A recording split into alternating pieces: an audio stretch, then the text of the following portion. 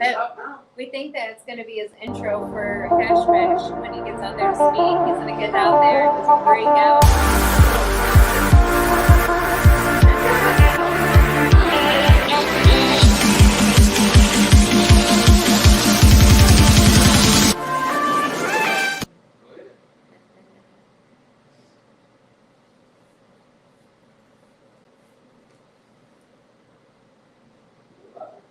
I'm gonna just tell you I can't. Singing? We're live. Come on. It'll be a good start. You said it'd be a good start. Hi everyone, how are you doing today?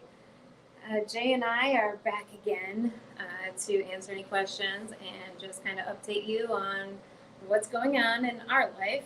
And we had a pretty emotional but awesome day today. And I'm still big boy chilling, just, reminder. We went to Rochester Hills and we met with 2 senators and 4 state representatives to talk about Hawthorne, the psychiatric facility for children here in Michigan. We only have one, and Jaden got to give some very powerful testimony from the times that he has stayed in there. And what do you think about it today? I think it went pretty good. Hopefully, because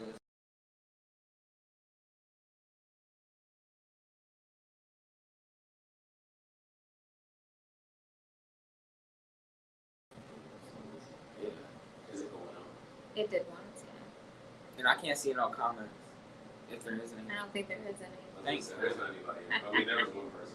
You said there was one person. Oh, there we are. That was us with Senator Weber today, and they were very grateful that Jaden came out and was able to give such great testimony since he's had the experience of actually being there. Yeah. Jaden was there for almost 300 days of his life, so he had some great insight. I put on for my city, on for my city. So hopefully, with all that testimony that was given today, it is the start to the change of improvement is our hope. And there was news media there today. Yeah, there was. Yeah. Yeah. So Nerve-wracking a little bit. Yeah. Yeah, you did really good though. I did. You did. I'm glad you know you did. I did, yeah. I'm gonna say it again. I did. I did pretty good. And the other cool thing that we did this week is we got certified to be cannabis. So we are certified cannabis consultants, both of us. Jaden being the youngest in the state of Michigan. And we're very grateful for that opportunity.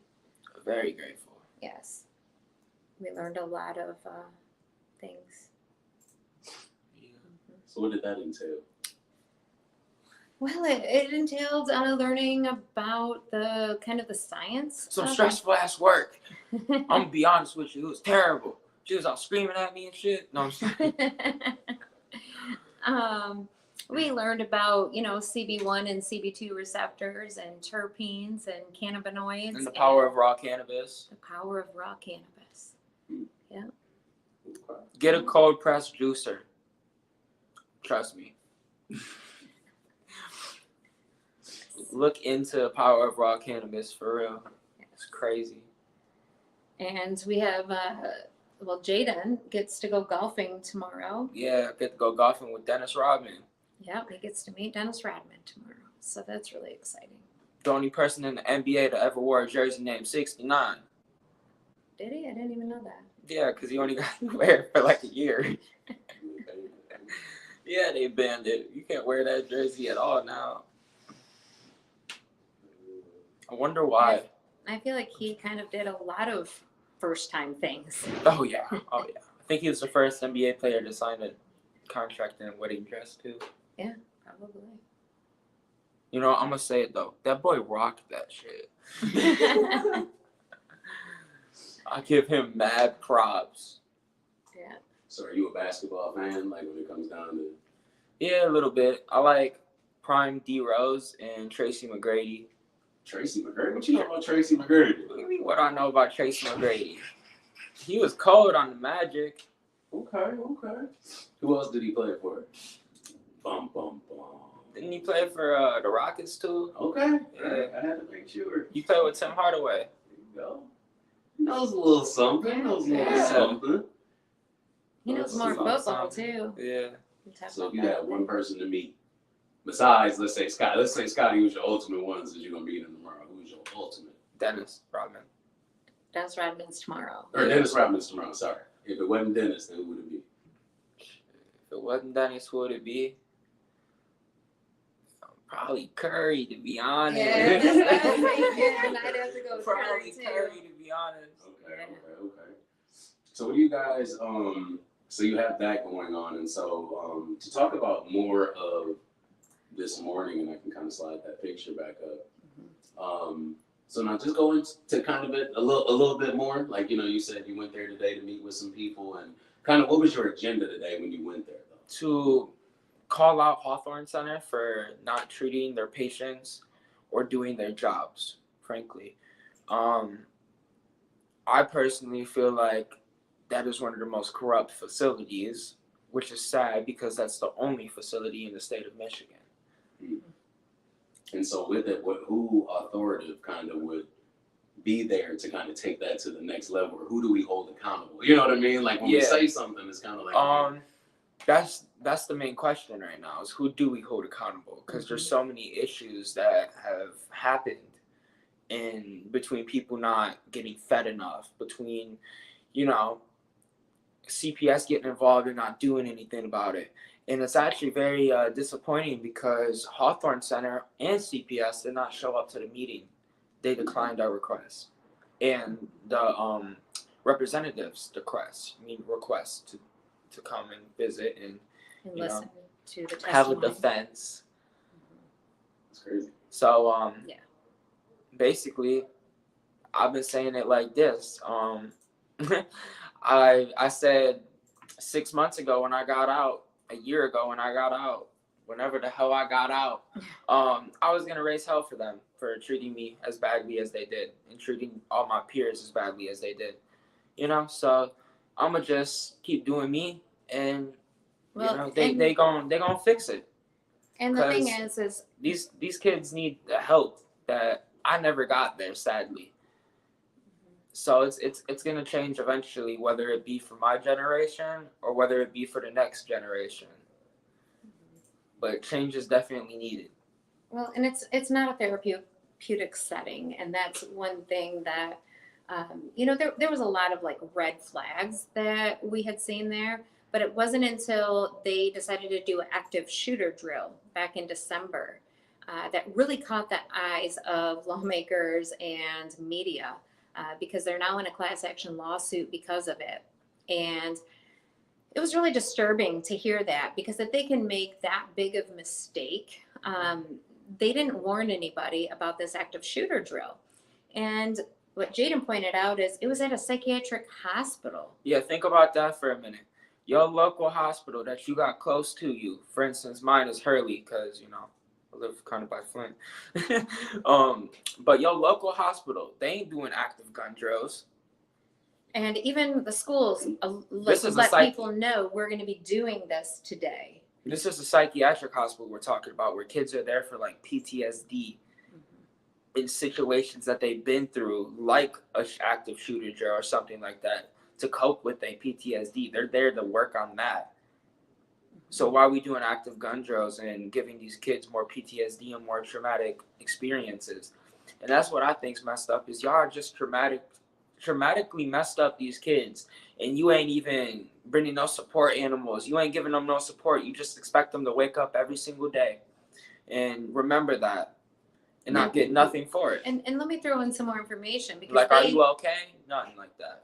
They did not warn their staff that they were doing this. They did not warn the police departments. So you had 22 police officers show up in SWAT gear, ready to, face two active shooters in a psychiatric hospital with children. So to reiterate real quick before we go into it, so there was the Hawthorne Center decided to do an active shooter drill at their school. Let's just say for purposes of their own whatever to see where they were at, whatever it was. Maybe somebody just needed something to do that day. So, or let's just say they need to meet their quota, because that's kind of what happens sometimes. And they haven't had a drill, whatever.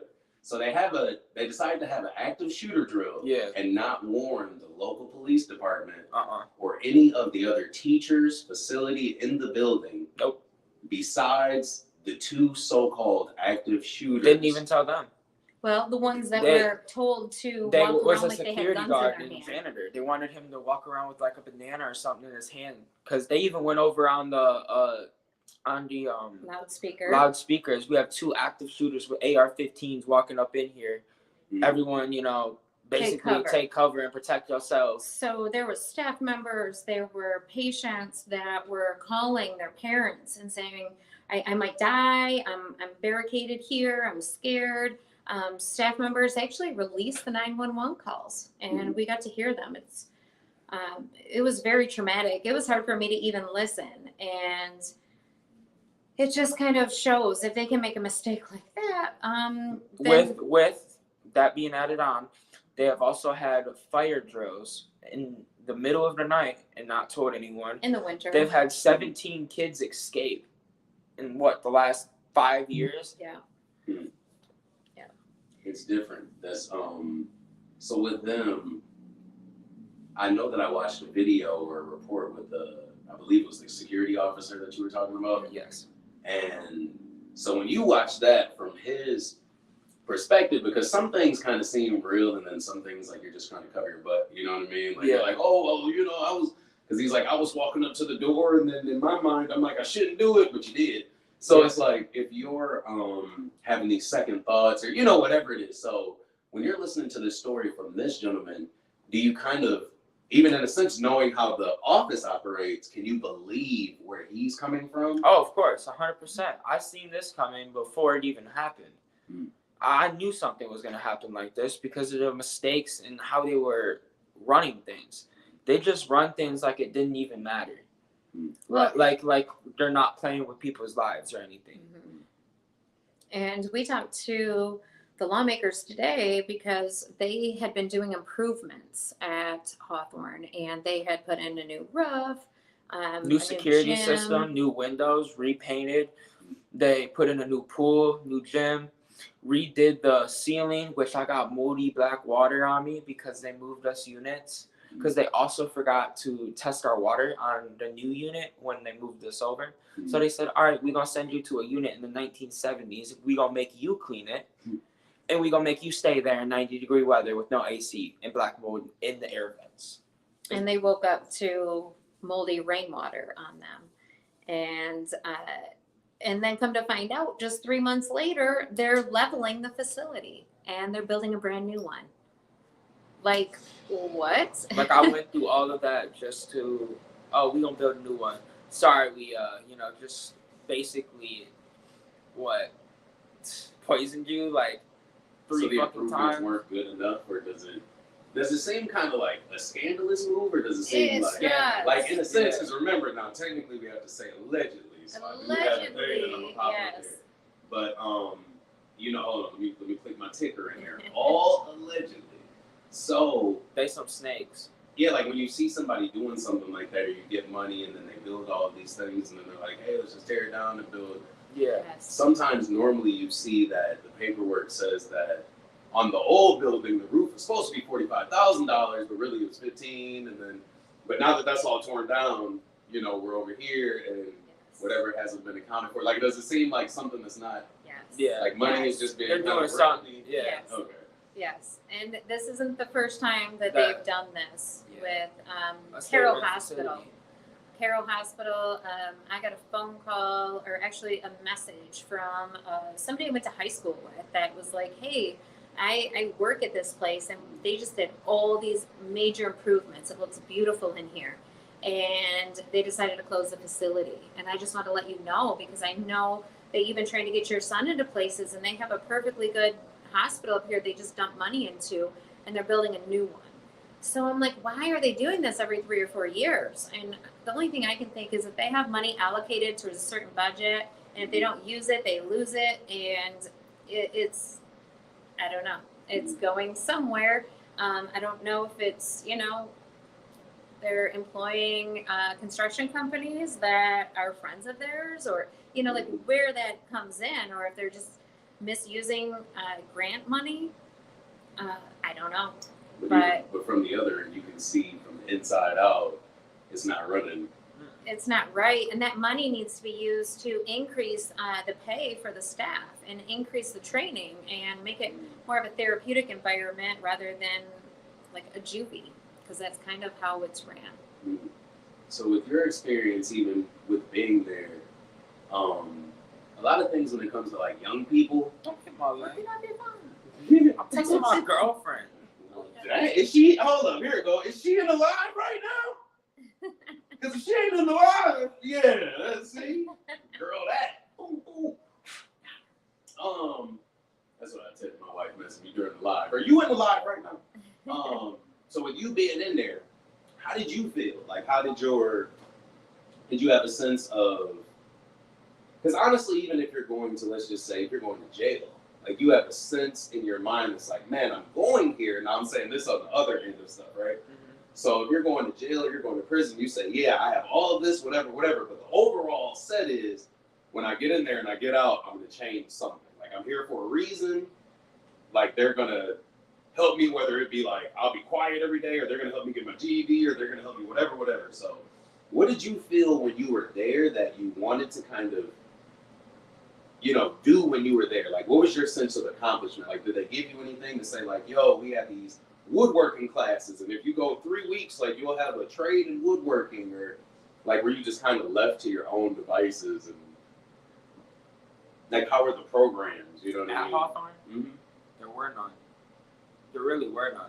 You just get in a little room and you have like a group session and shit. I didn't learn nothing there, really, to be honest with you. Like a talk, kind of like a counseling? It's like, we'll treat you like shit. We'll treat you as badly as possible, as we possibly can, just so you're grateful when you get outside of here. Like, you ain't gonna come back. Now, there was a Christian facility called Wedgwood that did an amazing job. It was... She on live now. She better be! Talk about Wedgwood for a minute, please. All right, so Wedgwood was this placement in, I want to say, Kalamazoo. Yeah, like, Grand Rapids. Like Grand Rapids. And that's her comment right here. Hold on. Hold on. Go ahead. No, you said it was in Kalamazoo? Yeah, I said, Grand it was Rapids. Grand Rapids. Y'all tripping. All right, so yeah, it was just a placement in Grand Rapids, and it was ran very good in the sense of you had a lot of like dignity and respect at the end of the day. A lot more freedom. Skills. Yeah, they helped me like learn skills, and instead of feeding us garbage, they'd call my mom and be like, "Hey, yo, what's James' favorite food? What's his we favorite want to make food?" something nice for him today.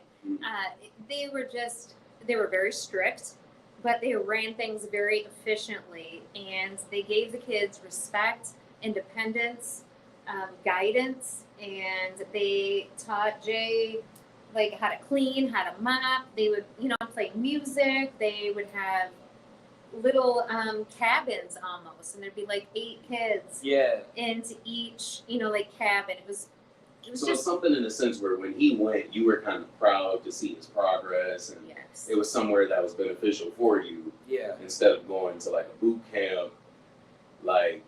So I don't know if you were old enough for this, but when you were talking, it reminds me of the place you might remember when they had Dr. Phil back in the day, and he had the drill sergeant come out. Not that boy's big ass head. Yeah, and so now He had it makes the drill me think about sergeant? that. He had a drill sergeant, and so he would come out. Don't tell me he hired Major Payne. Well, let's just say you One were. Teletubby. How old were you on there? You were 9. Yeah. You were no, about. you were younger than that. You were about 4 years too young to see the drill sergeant. Oh boy. Because he would have brought the drill sergeant out on you, so that's why, but. I would have looked at him, I would have been like, damn, so you Major Payne? 1 Teletubby. 2 Teletubby. He was trying to make you cry. That was his thing. He would probably talked about Break you. it down.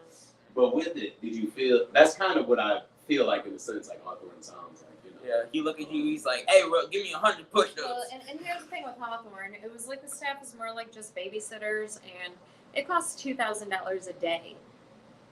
for a bed at Hawthorne, $2,000 a day. And so, you should be getting that intensive.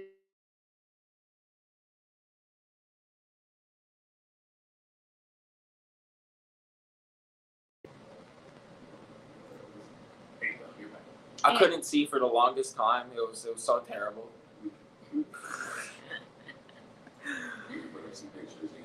Oh, that was yesterday. We came downtown yesterday, and we went for a walk and talked about what we needed to talk about at the meeting that we had this morning. Yeah. And this was at the Township Hall. It was beautiful. Rochester Hills has a great Township Hall. It is just tucked away in this little nature preserve is what it looks like. And we went for a nature walk afterwards. Oh, that was at an event we were at. Yeah, big boy drip. Got her big mama chilling. I'm big chilling. Morgan Freeman. So I miss Morgan Freeman. I didn't even see that. So, I'm trying to see Kawhi Leonard laugh that weird way again. Yeah, you kind of did it. So with it, if y'all don't mind, man, Yes, flyers, yes, talk about please do. as far as your next upcoming events this week. You kind of want to talk about it. So we're seeing Dennis Rodman tomorrow. What else we got going on in the next few weeks? Actually, even I get to after meet next weekend. I get to meet John Daly. I think he's a golfer. And who's Hey. going to be there? Well, I think isn't there? Oh, Shooter McGavin's yeah, going to Shooter be McGavin. there. And that one isn't until August. I think it's like August 28th or 29th, I want to say. Is that the event with Rick, the golf? Yes, some type of golf. Can I be honest with you? Yes. I think it's in Gaylord. Okay. I'm trying to meet Bob Barker. Bob Parker. Price is wrong, bitch. Oh my I love that line. That's such a funny line when he be fighting him. He thought he was dead too. He headbutted him. He said, "Price is right, bitch." He said, "Get over here." I love your humor. See, he watches stuff like I watch it, so Yeah. I bring up stuff He does. about me. He's always quoting Yeah. movies. But I'm really looking forward to Legacy. Unfortunately, Jaden is unable to go. Let's not get into all that. But Jaden is unable to go. But it is going to be a really cool event. It's at the Hartford Speedway over on the west side of the state. And Shout out Bones Thugs and Harmony too. Got some good ass music. yes. And shout out to Rick and I We'll said, run boy, everybody I'm from the Big thuggest, Cloud. ruggedest bone. Let me take my all legend down. And then besides that, do you guys have anything else? We got Legacy. You seeing Dennis Rodman tomorrow and the crew. Yeah. Shooter McGavin and them. What else we got planned? We got the community meetings coming up. I get to golf with Dennis Rodman too tomorrow. yes. Well, I get to really suck at playing golf tomorrow. Yeah. 'Cause I've never played golf. So I get to do this for real.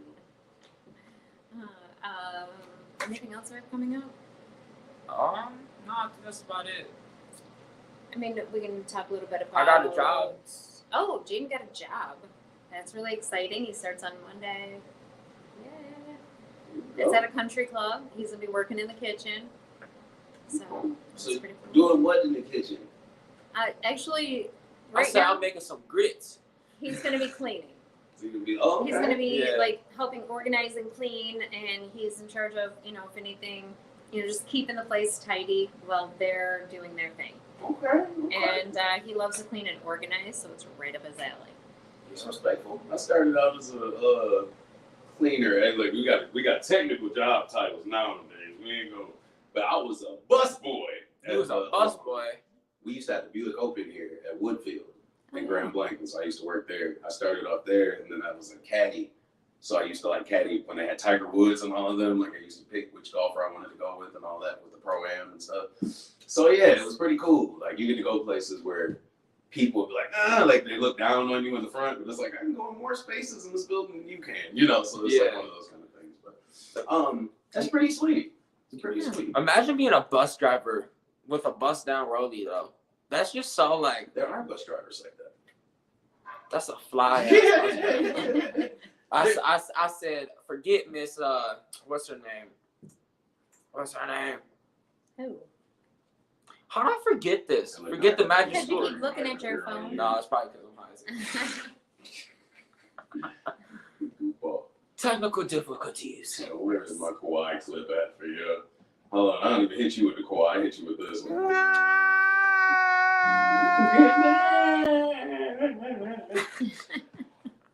Alright, so I didn't even see it. we done told them what we got coming up this week. Y'all got anything else you want to say to the people? I don't think so, but thanks for tuning in and listening and caring about what we're doing. And I just want to say again that I am very proud of Jaden and how far he's come. And I'm very proud of myself too for not giving up. And and I have a book coming out. I don't know how I forgot about that.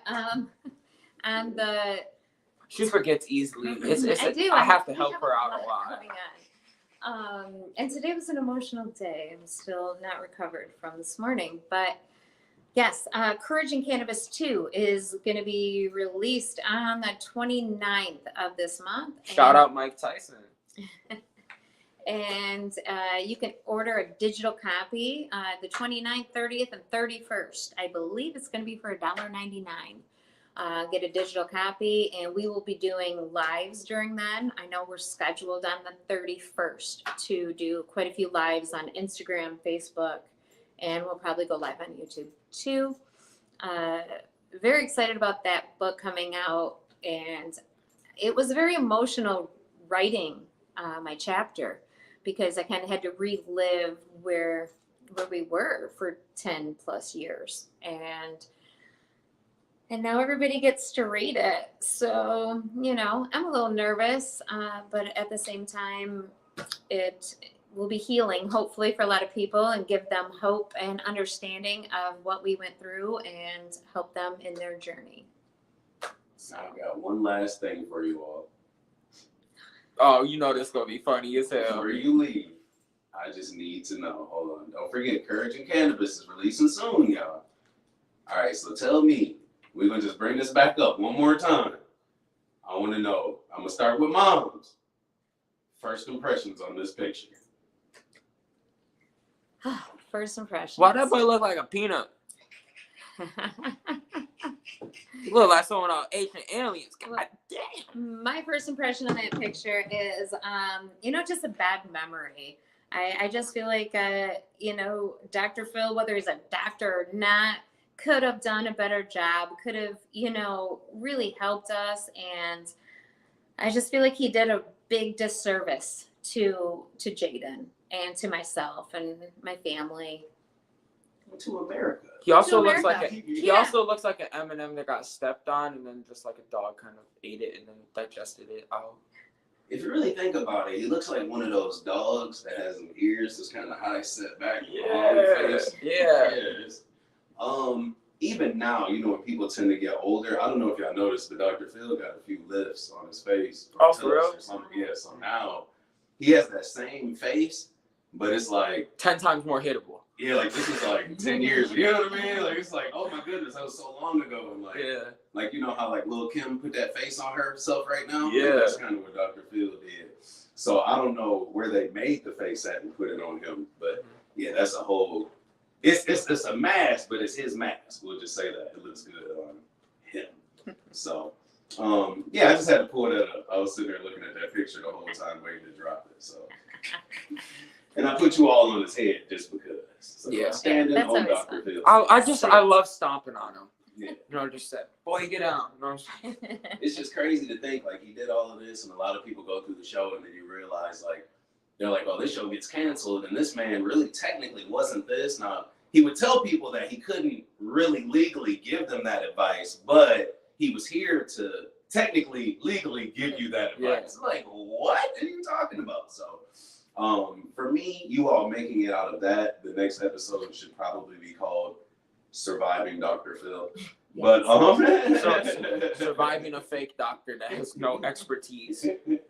So he'll probably call Hawthorne after this so they can make a video themselves. But like I said, just being with you and kicking it with you all, you've been a long way. Gotta hit him with that big shot. I don't fuck with you. Driving down with Hit him with that Dr. Phil, you a stupid ass bitch. I don't really fuck with you. We should make a video Okay. of that. Say remix the video. Yeah. I like that. Yeah. That might be what's coming up next, y'all. So y'all stay tuned. Like I said, y'all go ahead and let yourselves out and I'll hit the intro. All right. Bye, guys. Adios. Aloha.